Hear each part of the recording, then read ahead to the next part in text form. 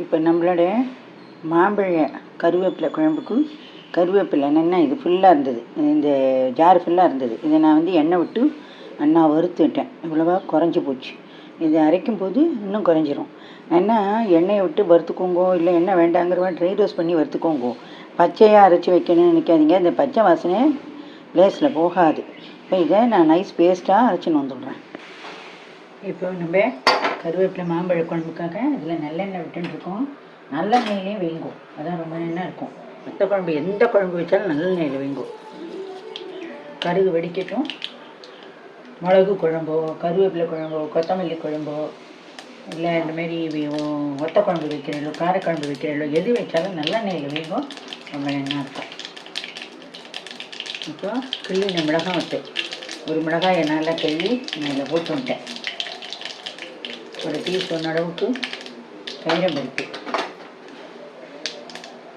வெந்தயம் ஒரு டீஸ்பூன் அளவுக்கு வெந்தயம் தாராளமாக போட்டுக்கலாம்.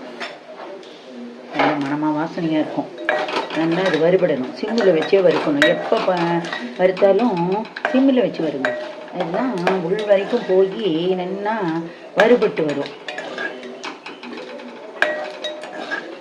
இதுக்கு கடலை பருப்பு, உளுத்தம் பருப்பு இதெல்லாம் வந்து தேவை கிடையாது. இப்போ நான் என்ன பண்ணுறேன், வெங்காயத்தை ரெண்டு முழுசாக போட்டுருக்கேன். கொஞ்சம் வதங்கணும், ஒரு சிட்டி அளவுக்கு வதங்கணும். அதாவது ஒரு 10% வதங்கணும்னு வச்சுக்கோங்களேன். இப்போ வந்து நீங்கள் இந்த பொடி வகைகள்லாம் போட்டுக்கணும். இதில் 3 டேபிள் ஸ்பூன் அளவுக்கு மொத்த குழம்பு பொடி போட்டுருக்கேன். 1 டீஸ்பூன் தனி மிளகாய்த்தூள், 1 டீஸ்பூன் மஞ்சள் பொடி. இப்போ இது எல்லாத்தையும் இதில் மென்னா போட்டுக்கணும். வெங்காயம் இதிலே எல்லாம் வதங்கிக்கும். இப்போது நான் தக்காளி 2 தக்காளியை நல்லா விழுதாக அரைச்சி வச்சுருக்கேன், அதையும் விட்டுவிட்டேன்.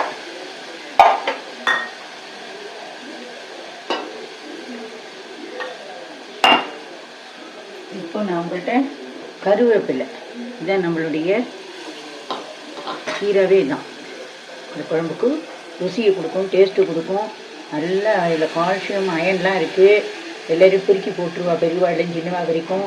பொறுக்கி பண்ணாமல் இருக்குன்னா வாரத்துக்கு ஒரு தடவை, மாதத்துக்கு 2 நாளாவது இந்தமாரி இந்த கருவேப்பிலையை நல்லா இது பண்ணி கொடுங்க. கருவேப்பிலை தொகையில் அரைக்கலாம், கருவேப்பிலை சட்னி பண்ணலாம், கருவேப்பிலையில் தோசை பண்ணலாம், கருவேப்பிலை இட்லி பண்ணலாம், கருவேப்பிலை சப்பாத்தின்னு விதவிதமாக எல்லாம் பண்ணலாமா.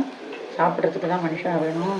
எல்லாம் பார்த்துட்டு எனக்கு இது வேண்டாம் அது வேண்டாம் நம்ம இருக்கிறவெல்லாம் இருந்தாலும் எப்படியாவது அவங்களுக்கு கொடுக்கறதுக்கு ட்ரை பண்ணி கொடுத்துருங்க.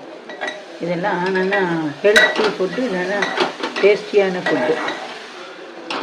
இது வந்து நல்லா எண்ணெயில் வதங்கி எண்ணெய் பிரிஞ்சு வர அளவுக்கு வதக்கினால்னா ரொம்ப டேஸ்ட்டாக இருக்கும். வதங்கி வரட்டும், பார்க்கலாம். இது கூடயே நம்ம வந்து வெல்லத்தை போட்டுடலாம். வெல்லம் வேணுமானா வெல்லம் கண்டிப்பாக வேணும்.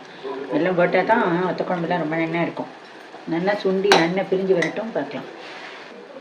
இப்போ நம்மளோட இந்த ஆயில் பிரிஞ்சு வந்து தான் பார்க்குறோம். சிம்மிலேயே வச்சு பக்கத்தில் வந்து எண்ணெய் பிரிஞ்சு எண்ணெய் கக்கிண்டு வரணும். வர வரைக்கும் நல்லா வதக்குங்க. இன்னும் கூட நிறைய வெங்காயம் நீங்கள் போடுறதா இருந்தால் போடுங்க. நான் வந்து ஏதோ வாசனைக்காக தான் போட்டிருக்கேன், என்னால் விற்க முடியல, அதனால் வாசனைக்காக நான் போட்டிருக்கேன். இது பாருங்க, இந்த அளவுக்கு வரணும். இப்போ நம்ம என்ன பண்ணுறோம்,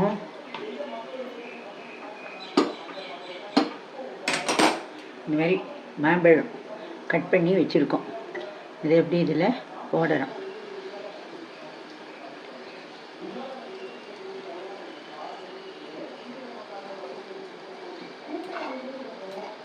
இது வந்து இந்த பீஸ் எல்லாம் நறுக்கணெல்லாம் வேஸ்ட் பண்ணாமல் இதில் போட்டுடலாம்.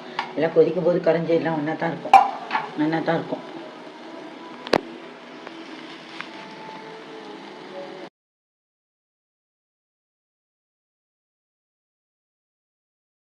இதை நல்லா ஒரு கலரி விட்டுக்கணும். இதுக்கு தக்காளியை நெருக்கி போடாதீங்கோ, வேஸ்ட்டாக போடுங்கோ.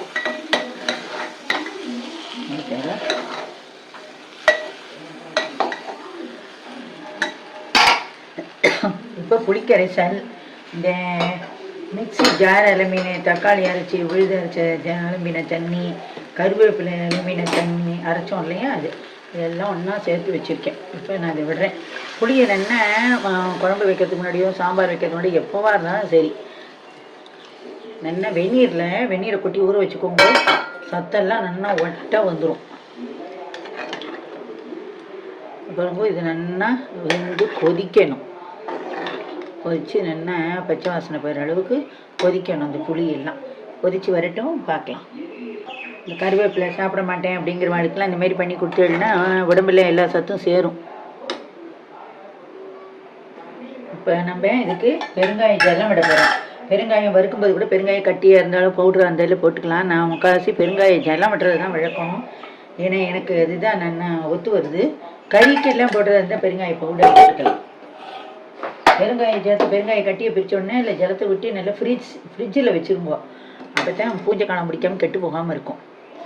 அப்பப்போ தேவைப்படும் போது எடுத்து விட்டுக்கலாம். இப்போது இந்த டிஷ்ஷுக்கு தேவையான உப்பு நீங்கள் சால்ட்டு போடலாம். இல்லை எனக்கு கல் உப்பு தான் போட்டு பழக்கம் இருக்குது அப்படிங்கிறவா கல் உப்பை கூட நல்லா நனைச்சி வச்சுட்டு இந்த பவுட்ரு பண்ணி வச்சுட்டு போடலாம். இப்போ இது நல்லா கொதித்து வரட்டும், பார்க்கலாம். இப்போ நம்மளோட மாம்பழ கருவேப்பிலை குழம்பு நல்லா அருமையாக கொழித்து நல்லா சுண்டி எடுத்து இந்தமாரி சுண்டை விட்டு இறக்கிடுங்க. அந்தமாரி பண்ணால் பத்து கிடையாது. நம்ம ஃப்ரிட்ஜில் கூட எடுத்து வச்சுக்கலாம். இல்லை வேண்டாம் அப்படிங்கிறவா அரிசி மாவு கரைச்சி கொட்டி வெட்டியாக்கி இறக்கிடுங்க. இப்போ இது நம்மளுடைய மாம்பழம் எப்படி வெந்து ஊற்றுன்னு தெரியறதுன்னா கலர் மாதிரி வரும். பிகினர்ஸ்க்காக நான் சொல்கிறேன், அது ஒரு டிப்ஸாக எடுத்துக்கோங்க. இந்தமாரி கட் பண்ணினா இந்தமாரி கட்டாகி வரணும். இந்தமாரி கட்டாக எடுத்துன்னா நம்மளுடைய மாம்பழ கருவேப்பிலை குழம்பு ரெடி ஆகிடுதுன்னு அர்த்தம். இதேமாரி நீங்களும் பண்ணி பாருங்கோ. நான் பண்ணுற ரெசிபீஸ்லாம் உங்களுக்கு பிடிச்சிருந்ததுன்னா எனக்கு லைக் பண்ணி ஷேர் பண்ணி கமெண்ட் பண்ணுங்கோ, சப்ஸ்கிரைப் பண்ணுங்கோ. இப்போ இன்றைக்கி நம்ம வாரத்தில் என்ன சமையல் அப்படின்னாக்க நான் அடுப்பை ஆஃப் பண்ணிடுறேன். கொஞ்ச நேரத்துக்கு இது கொதிச்சுன்னு தான் இருக்கும். இதில் ரொம்ப நேரம் சூடு தாங்கும். இந்த சட்டி இண்டோலியம் சட்டி இது இப்போ நம்மளாத்தில் மாம்பழ வத்த குழம்பு, அதுக்கப்புறமா கோவக்காய் கறி, காரக்கறி, அதுக்கப்புறம் கொத்தவரங்காய் பருப்பு சிலி. இதேமாரி நீங்களும் பண்ணி பாருங்கோ. நன்றி, வணக்கம்.